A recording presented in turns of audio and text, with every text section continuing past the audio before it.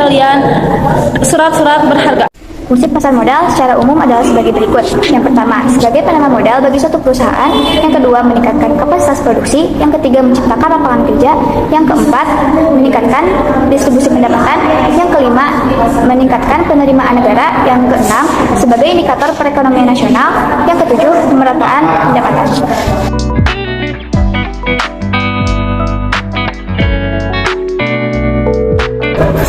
Saham adalah sebuah bukti kepemilikan nilai dari sebuah perusahaan. Keuntungan memiliki saham ada dua, yaitu satu, dividen. Dividen adalah bagian dari laba suatu perusahaan. Kemudian laba tersebut menjadi hak bagi para pemegang saham. Dividen tunai adalah bagian dari laba perusahaan yang dibagikan kepada para pemegang saham berupa uang tunai atau cash. Kemudian ada dividen saham, akan mendapatkan sejumlah saham baru yang akan menjadi tambahan modal kamu di perusahaan tersebut. Kemudian yang kedua ada capital gain, adalah selisih plus antara harga beli dan harga jual. Dengan kata lain, jika harga jual saham lebih besar dan harga beli, maka selisih antara keduanya itulah yang akan menjadi keuntungan kamu. Kemudian ada obligasi. Obligasi adalah surat utang jangka menengah maupun jangka panjang yang dapat diperjualbelikan. Penerbit obligasi bisa disebut debitur dan pembeli di obligasi disebut kreditor atau investor. Pembayaran yang harus dilunasi tersebut yakni utang pokok ditambah dengan bunga atau yang bisa disebut kupon. Penerbit obligasi berasal dari pemerintah nasional, pemerintah daerah, lembaga kuasi pemerintah, lembaga supranasional, dan perusahaan. Kemudian ada produk pasar modal yang ketiga, yaitu reksadana. Apa itu reksadana?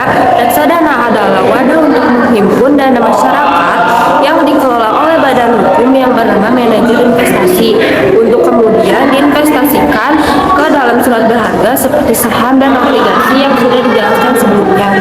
Investasi reksadana juga mendatangkan berbagai peluang keuntungan.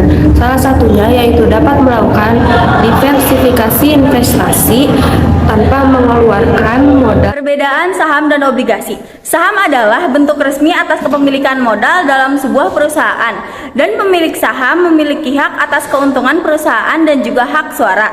Sedangkan obligasi merupakan surat utang yang diterbitkan suatu entitas penerbit yang tidak memberikan hak kepemilikan kepada pemegang surat utang tersebut, dan pemilik obligasi hanya berstatus sebagai pemberi utang. Kemudian saya akan menjelaskan tentang mekanisme transaksi di pasar modal. Yang pertama ada pasar nilai perdana, yaitu pasar di mana emiten pertama kali memperdagangkan saham atau surat berharga lainnya untuk publik, yang biasanya dikenal dengan penawaran umum atau initial public offering. Berikut mekanisme transaksinya. Yang pertama, investor mengisi formulir pemesanan pembelian saham atau FPPS dan menyetorkan dana ke rekening nasabah atau RDN di perusahaan efek. Kemudian menyerahkan FPPS, bukti setor, serta identitas diri. Nah, yang kedua, perusahaan efek akan menyerahkan FPPS ke penjamin emisi untuk dilanjutkan ke Biro Administrasi Efek atau BAE guna mendapatkan penjatahan saham. Yang ketiga, yaitu setelah mendapatkan konfirmasi dari BAE untuk penjatahan saham, informasi tersebut akan langsung diberitahukan ke investor. Dan yang terakhir, yaitu form pemesanan saham kemudian akan dikumpulkan secara kolektif di BAE. Sekunder atau dikenal dengan istilah secondary market adalah pasar keuangan yang digunakan untuk memperdagangkan security atau surat berharga yang telah diterbitkan dalam penawaran umum perdana. Berikut mekanisme transaksinya. Yang pertama, transaksi pada pasar sekunder dilakukan di bursa melalui perantara perusahaan efek anggota bursa. Dan yang kedua, investor yang ingin membeli saham akan melakukan order beli melalui perusahaan efek dengan menyebutkan nama saham, nominal pembelian dalam lot, dan harga. Lalu, mekanisme transaksi di pasar modal. Yang pertama, investor yang ingin menjual saham akan melakukan order jual melalui perusahaan efek dengan sistem yang sama seperti membeli.